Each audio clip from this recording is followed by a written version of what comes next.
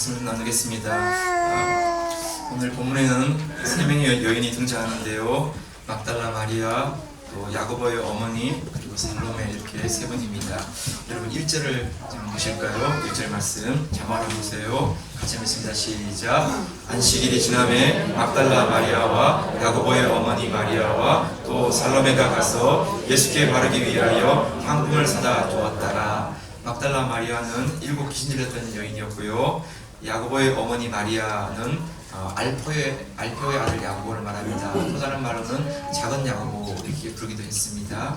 그리고 살로메는 예수님 우편에서 하나님 우편에 하는 좌편에 있기를 원했던 바로 그 야고보와 요한의 어머니 살로메죠. 이렇게 세 사람의 여인이 이제 예수님 몸에 향품을 바르기 위해서 예수님의 죽으신 무덤가로 나가게 되었습니다. 이 여인들은 예수님이 잡히실 때부터 십자가에 달리시고 죽으시고 무덤에 장사되는 모든 과정을 다 지켜본 그런 여인들이었습니다. 오늘 이 마가복음 16장에서 이 세 명의 여인들을 이렇게 언급하고 있는 이유는 뭔가 하면 유대인들은 최소한의 증인이 2명 이상이 필요했습니다. 오늘 본문에 보면 적어도 3명, 더 많게는 3명 이상의 여인들이 지금 이 예수님의 부활하는 그 장면의 목격자로서 등장하고 있는 것입니다.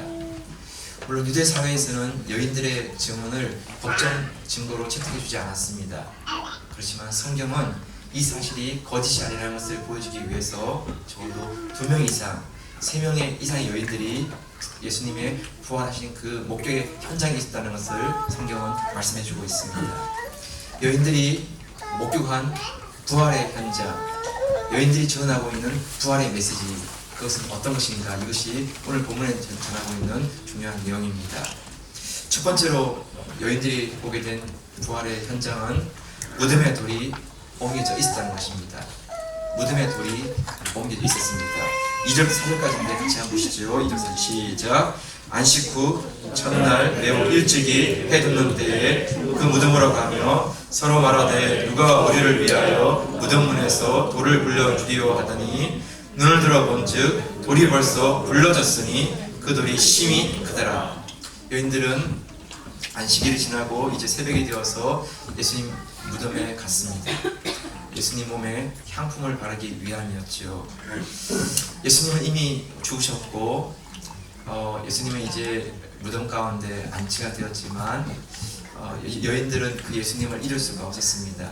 그래서 예수님께 마지막으로 할 수 있는 그 예수님 몸에 향품을 바르는 것으로 이제 마무리를 지으려고 했습니다. 그런데 무덤으로 가는 가운데 한 가지의 고민이 있었습니다. 그것은 뭐냐 하면 예수님의 그 무덤가 앞에 큰 돌로 이렇게 막아 놓았다는 것입니다. 그 큰 돌은 여인들 3명이서 힘을 모아도 그것을 굴리지 못할 정도로 큰 돌문이었습니다.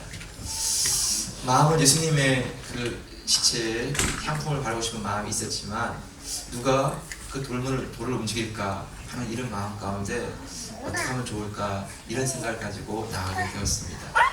그런데 놀라웠던 것은 예수님 무덤에 도착해 보니까 이미 그 돌이 옮겨져 있었습니다. 돌문이 열려 있었다는 것입니다. 여러분, 그 3명의 여인이 목격한 첫 번째 예수님의 그 부활 현장에서의 목격 그 장면은 무덤을 막고 있던 큰 돌이 누군가에 의해서 옮겨져서 그 무덤의 문이 열려 있더라고 하는 이 사실입니다. 여러분, 더 이상 여인들이 돌문을 옮길 필요가 없었지요. 여러분, 부활이 분명하다면, 부활을 하신 주님이 맞다면 사람이 그 돌문을 옮길 필요가 없게 되는 것입니다. 하나님께서 그 무덤의 문을 여셨고 부활하신 주님께서 그 무덤의 문을 열고 나오시는 것입니다. 여러분, 우리가 운동 경기를 보다 보면 생중계를 볼 때는 이 경기가 어떻게 될지 마음이 조마조마합니다. 이길까 질까, 그리고 지금 공을 빼앗겼는데 어떻게 될까, 이런 것들을 보면서 마음이 조마조마하지요. 그래서 정말 그 마음 가운데 가슴이 콩닥콩닥 뛰기도 하고 그런 것입니다. 그런데 생중계가 아니고 녹화 중계를 보면 그런 긴장감이 없습니다. 왜냐하면 이미 우리는 그 결과를 듣고 있고 알고 있기 때문입니다. 그 녹화 중계를 보면서 공을 빼앗기면 아이고 이걸 어쩌나 저러면 안 되는데 막 이러면서 막 마음을 졸이고 골이 하나 들어가 막 아이고 망했네 그래서 막 그냥 막 땅을 치고 이러면 사람들 보면서 이상한 생각합니다. 혹시 그 경기 결과 모르세요? 이렇게 물어봅니다. 네. 녹화 경기를 보면서는 그럴 마음이 없는 것이지요. 여러분 예수님께서 무덤에서 부활하기 전까지는 우리 마음속에 그런 조마조마한 마음이 있을지 모르지만 이제 부활하신 이후에는 우리가 더 이상 돌문에 대해서 걱정할 필요가 없는 것입니다. 주님께서 돌문을 옮기시고 돌문을 여시고 나오시는 것입니다. 여러분 사도 요한은 밤모섬에서 계시록을 기록하였습니다. 그 밤모섬에서 두 가지의 환상을 보았는데 하나는 천상의 환상이었습니다. 하나님의 어린 양이 보좌에 앉아 계시고 24 장로들과 그 수많은 무리가 하나 주님 앞에 어린 양 앞에 경배하는 바로 그 장면이었습니다. 죽임당하신 어린 양께 능력과 부와 지혜와 힘과 존귀와 영광과 찬송을 올려드리는 바로 그 노래가 그 모습이 천상의 예배 가운데 펼쳐지고 있었습니다. 그리고 또 하나의 환상을 보았는데 그것은 뭔가 하면 인류 역사의 마지막에 관한 환상이었습니다. 바다에서 올라온 짐승과 음녀 바벨론이 함께 어린 양과 싸웁니다. 그런데 그리스도께서 승리하시고 그들을 심판하시고 무적에 그들을 던져넣는 바로 그 장면을 보았습니다. 그리고 새하늘과 새 땅이 이제 이루어짐으로 이 땅의 모든 역사들이 다 이렇게 마무리되어지고 천상의 그 역사가 시작되는 그 장면을 보았습니다. 사도 요한이 요한계시록을 기록할 당시에 그 상황은 로마 제국이 다스리고 있던 때였습니다. 황제에 대한 식욕화가 우상화가 진행되고 있었고 황제가 주는 그 표를 받지 않으면 물건을 매매할 수 없는 가운데 있었기 때문에 그리스도인들은 그 표를 받지 않음으로 말미암아 물건을 살 수도 없었고 양식을 구할 수도 없는 그런 상황이 되었습니다. 그래서 정말 그리스도인들에 대한 핍박과 박해가 점점 더 심해지고 있는 그런 상황이었습니다. 그런데 사도 요한이 요한계시록을 통하여서 그 성도들에게 주는 위로의 메시지가 뭐냐 하면 현실은 이렇지만 상황은 이렇지만 하나님 어린 양 그분께서 승리하셨고 하나님의 나라에서 그 우리가 마지막 때를 그 예배 가운데 24 장로들과 수많은 무리가 하나님 어린 양 그분 앞에 경배하는 승리를 축축하는 그 자리 가운데 우리가 들어갈 것입니다. 그래서 그 백성들에게 위로의 말씀, 소망의 메시지를 주고 있다는 것입니다. 사랑하는 성도 여러분, 요한계시록 10장 10절을 이야기 보게 되면 9절 10절을 보게 되면 이렇게 되어 있습니다. 한번 자막을 한번 보시고 같이 한번 읽어보겠습니다. 시작. 이일 후에 내가 보니 각 나라와 족속과 백성과 방언에서 아무라도 능히 셀 수 없는 큰 무리가 흰 옷을 입고 손에 종려 가지를 들고 보좌 앞과 어린 양 앞에 서서 큰 소리로 외쳐 가로되 구원하심이 보좌에 앉으신 우리 하나님과 어린 양께 있도다 하니 큰 소리로 외쳐 가로되 구원하심이 보좌에 앉으신 우리 하나님과 어린 양께 있도다. 여러분 우리가 지금은 실패할 수 있고 우리가 지금은 좀 넘어질 수 있지만 하나님께서 우리에게 주시는 분명한 약속은 뭔가 하면 하나님 어린 양 그분께 하나님 그분 앞에 우리 모두가 승리의 그 잔치를 승리의 그 기쁨을 돌려드리는 그 시간이 분명히 온다는 것입니다. 여러분 우리가 염려하는 문제 우리가 걱정하는 문제 여러분 이 문제는 이미 하나님께서 아시고 우리 주님께서 해결해 주셨습니다. 우리 앞에는 답답함이 있고 절망감이 있고 실패감이 있고 죄책과 분노감이 있다 할지라도 하나님은 그 문제를 다 아시고 그 문제를 주님은 옮겨 놓으실 수 있는 주님이십니다. 우리가 하나님 그 어린 양 앞에 우리가 낙심하지 않고 포기하지 않고 그분 앞에 나가기만 하면 우리 앞에 있는 것이 어떤 돌문이라 할지라도 하나님 그분은 능히 그 돌문을 옮기실 만한 능력이 있는 분이십니다. 사망에서 생명으로 부활하신 주님이십니다. 실패를 하나님의 승리로 바꿔 주실 분입니다. 어둠을 밝음으로 바꿔 주실 분입니다. 자, 성도 여러분 순간순간 우리 마음 가운데 염려가 찾아오고 근심이 찾아올 때 우리가 어떻게 하면 좋을까요? 여러분 그 근심된 마음 염려된 마음이 있다 할지라도 그 마음 그대로 우리가 주님 앞으로 나아가야 합니다. 그분 앞에 그 문제를 아뢰는 것이죠. 하나님께서 그분께서 그 염려를 맡아주시고 그 근심을 제하해 주시는 이 능력을 베풀어 주십니다. 여러분, 자동문 앞에서는 우리가 염려한다고 그 문이 열리는 게 아닙니다. 막 소리 지른다고 열리는 게 아닙니다. 자동문은 우리가 한 발짝 한 발짝 그 문 앞으로 다가가는 것입니다. 그러면 어느 순간 문이 열리는 것이지요. 여러분, 우리의 문제, 우리의 근심 앞에서 우리가 근심하고 낙심하고 주저한다고 문제가 떠나는 것이 아닙니다. 그 근심과 염려가 있지만 그것을 가지고 그대로 주님 앞으로 나아가는 것입니다. 주님께서 어느 순간 그 문제를 해결해 주시고 그 근심을 떠나게 하실 것입니다. 왜냐하면 부활하신 주님이시고 승리하신 주님이시기 때문입니다. 그분께서 우리의 문제를 능히 감당할 수 있는 분이십니다. 두 번째로 오늘 본문에 보면 부활한 그 여인들의 고백은 주님이 그 무덤에 계시지 않다는 것입니다. 주님이 거기 계시지 않았습니다. 5절 6절을 같이 한번 보세요. 5절 6절 시작. 무덤에 들어가서 흰옷을 입은 한 청년이 우편에 앉은 것을 보고 말하되 청년이 이르되 놀라지 말라. 너희가 십자가에 못 박히신 나사렛 예수를 찾는구나. 그가 살아나셨고 여기 계시지 아니하니라. 보라, 그를 두었던 곳이니라. 세 여인이 무덤에 들어갔는데 흰옷을 입은 청년이 우편에 앉아 있는 것을 보았습니다. 그는 말하기를 나사렛 예수를 찾는구나. 그런데 그가 살아나셨고 여기 계시지 아니하니라. 분명히 이렇게 말씀해 주었습니다. 여기 계시지 않는다, 이 말은 부활하셨다는 것이지요. 여기라는 것은 무덤입니다. 여러분, 무덤은 아무리 아름답게 꾸며도 무덤인 것이지요. 썩고 냄새나는 것이지요. 여러분, 무덤은 믿음이 없는 사람들에게는 참 절망입니다. 죽음이라는 것은 영원한 이별이고 죽음이라는 것은 허무이죠. 죽음은 끝입니다. 그런데 믿음을 가진 우리에게는 죽음이 끝이 아닙니다. 죽음은 영원한 이별이 아닙니다. 죽음은 허무가 아닙니다. 왜냐하면 믿는 우리들에게는 죽음 이후에 하나님과의 영원한 삶이 있는 것입니다. 죽음은 허무가 아닙니다. 죽음 이후에 우리는 하나님 앞에서 우리가 수고한 그 일에 대해서 하나님의 그 공의로우신 판결 앞에 우리의 면류관을 쓰게 될 그 영광의 기쁨이 우리 앞에 기다리고 있는 것입니다. 여러분, 죽음은 죽음으로 끝나지 않습니다. 죽음은 하나님의 영원한 생명 가운데 주님과 함께 영원한 교제 가운데 들어가는 바로 그것입니다. 여러분, 주님께서 더 이상 무덤 가운데 계시지 않다, 이 말은 바로 그 주님께서 죽음을 이기시고 영원한 생명으로 우리에게 주실 바로 첫 열매가 되어 있다는 것입니다.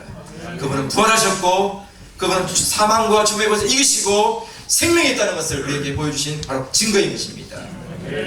여러분, 주님의 그 전한 이 부활의 소식은 복음입니다. 복된 소식, 기쁨이죠.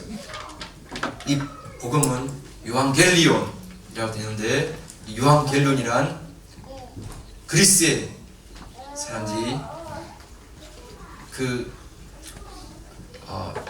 페르시아와 전쟁한 이후에 그들이 도저히 숫자적으로 싸울 수 없는 그 상황 가운데 5만의 병력으로 100만의 그 페르시아의 군대를 이긴 바로 그 사건을 이겼을 때 달려온 병사가 요한겔리온, 우리가 이겼습니다! 우리가 승리했다! 그 말을 전하면서 달려왔던 바로 그것이 요한겔리온이었습니다. 전쟁에 승리하고 더 이상 우리가 죽음과 사망이 아니라 우리가 영원한 승자됐다는 것을 바로 선포하는 바로 그 고백, 이것이 요한겔리온입니다. 여러분, 복음이란 바로 이것입니다. 더 이상 죽음이 영원한 것이 아니라 사망 이후에, 죽음 이후에 영원한 생명이 있다는 것을 증거하시는 바로 그 선포, 이것이 복음, 요한겔리온입니다. 여러분, 우리는 이 땅에 사는 동안에 여러 가지가 싸웠죠. 질병과 싸우고 또 실패와 싸우고 때로는 암과 싸우고 마지막에는 죽음이란 것 앞에 맞서서 우리는 싸움을 합니다. 그런데 믿음이 없는 사람들은 다 두려워합니다. 죽음 앞에 두려워하는 것이죠. 죽음은 끝을 생각하고 죽음은 마지막이라 생각하고 죽음은 혼자 떠나가는 외로움이라 생각하는 것이지요. 그런데 아니에요. 사탄은 그 죽음을 가지고 모든 사람들을 다 두렵게 하였습니다. 겁나게 겁먹게 만들고 그래서 죽음을 두려워하여서 노예처럼 종처럼 살아가게 만들었죠. 그런데 예수 그리스도는 그 사단의 그 권세, 그 죽음을 깨뜨리시고 사망의 무덤을 여시고 살아나셔서 우리에게 죽음이 끝이 아니라 생명이 있으며 부활이 있다는 것을 우리에게 알려주셨습니다. 그리스도 안에 있는 우리 모두는 죽음이 끝이 아니라 주님과 함께 영원한 생명 가운데 부활 가운데 살아갈 그날을 바라보면서 기쁨의 소리를 외치는 것입니다. 유한견이로 위와 빅토리! 우리가 승리했습니다. 여러분, 이 땅에서는 아직 완전한 것을 우리가 누리지 못하지만 그러나 여러분, 우리의 이 몸을 벗어버리고 우리의 소울 바디, 영적인 몸이 될 때 그때는 죽음도 질병도 공간도 시간도 우리를 다스리지 못하는 그 영원한 자유 가운데 그 기쁨 가운데 주님과 함께 영원히 왕노릇하는 그 시간 가운데 우리가 함께 참여하게 될 것입니다. 사랑하는 성도 여러분, 아무리 오래된 무덤이라 할지라도 그 무덤의 문이 열리면 그 어둠 가운데 있던 사망 가운데 있던 그 무덤 속에도 새로운 생명이 시작되는 것입니다. 여러분, 아무리 죽음의 권세가 덮고 있다 할지라도 그 문이 열리고 그리스도께서 주님께서 들어가시면 그 죽음의 땅에 생명의 놀라운 역사가 일어나게 되는 것입니다. 우리 마음 가운데 어둠으로 있는 분들, 절망과 낙심으로 있는 분들, 여러분, 우리 그 마음 가운데 주님이 찾아오시고 주님의 그 영원한 생명이 우리 안에서 새롭게 시작되는 그 놀라운 은혜가 함께 하시기를 주의 이름으로 축복합니다. 그가 살아나셨고 여기 계시지 아니하니라. 이 부활의 소식, 이 기쁨의 소식이 우리의 매일매일의 삶 가운데 선포되어지는 복된 소식 되시기를 주의 이름으로 축복합니다. 마지막 세 번째로 여인들이 전했던 메시지는 뭐냐 하면 갈릴리에서 만나자는 것입니다. 갈릴리에서 만나자. 7절 말씀을 한번 보세요. 7절 말씀 시작. 가서 그의 제자들과 베드로에게 이르기를 예수께서 너희보다 먼저 갈릴리로 가시다니 전에 너희에게 말씀하신 대로 너희가 거기서 배우리라 하라 하였는지라. 너희보다 먼저 갈릴리로 가시나니 라고 되어 있습니다. 왜 갈릴리로 가신다고 말씀하실까요? 갈릴리는 우리가 생각하는 그런 갈릴리가 아니고 주님께서 제자들과 처음으로 만난 곳이 갈릴리입니다. 제자들을 부르시고 그리고 그 갈릴리에서 중풍병자를 낫게 하시고 가버나움 회당에서 귀신 들린 사람을 고쳐주시고 소경의 눈을 뜨시고 바람과 바다를 잠잠케 하시고 죽은 자를 살리신 바로 그 사건의 현장이 갈릴리였습니다. 주님께서 그 갈릴리에서 제자들을 부르셔서 사람을 낳는 업으로 삼아주셨지요.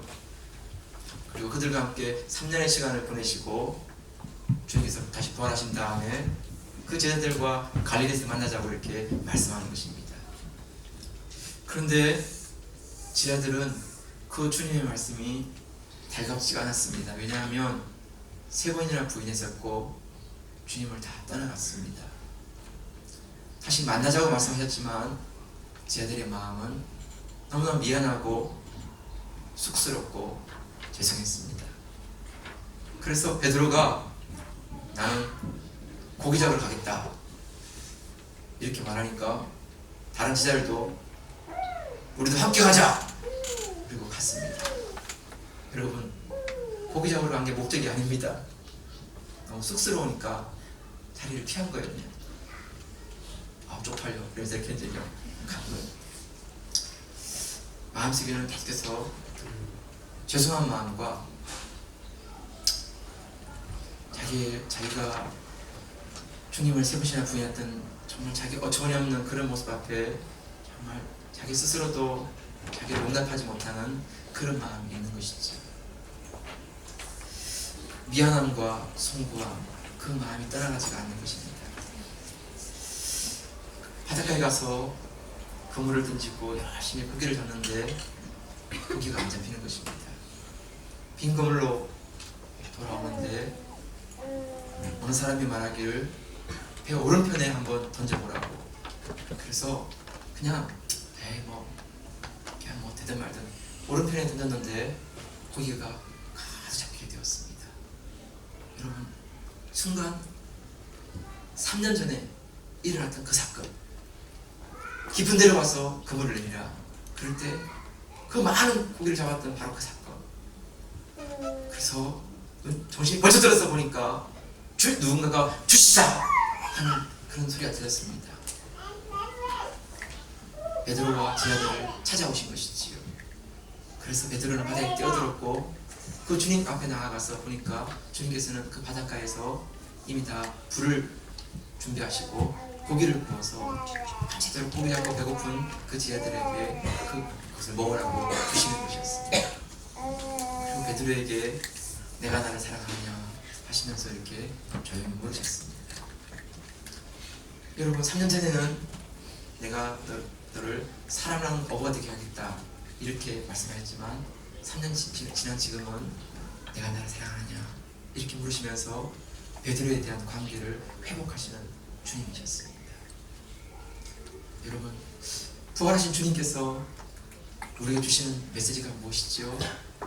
과거의 허물을 문제 삼지 않는다는 것입니다. 과거의 실패를 따지는 분이 아니라는 것입니다. 그분은 다시 우리와 함께 시작하기 원하시고 다시 우리와 함께 복음을 전하고 주님 나라를 위해서 사역하는 그런 사람 우리를 맞아주시고 함께 하자고 요청하고 있으신 것입니다. 여러분, 부활의 메시지는 더 이상 과거에 붙들려서 실패에 붙들려서 이전에 내 부끄러운 것에 붙들려서 살아가는 그런 삶이 아니고 부활하신 주님과 함께 새롭게 시작할 수 있는, 하나님과 다시 한번 꿈을 꿀 수 있고 하나님 나라를 다시 한번 새로운 비전을 가지고 나갈 수 있는 그런 자리를 우리를 불러주시는 바로 그 소식이 부활의 메시지인 것입니다. 여러분, 오늘 이 본문의 여인들 한번 보세요. 8절 말씀 한번 보실까요? 8절 말씀 한번 보세요. 시작.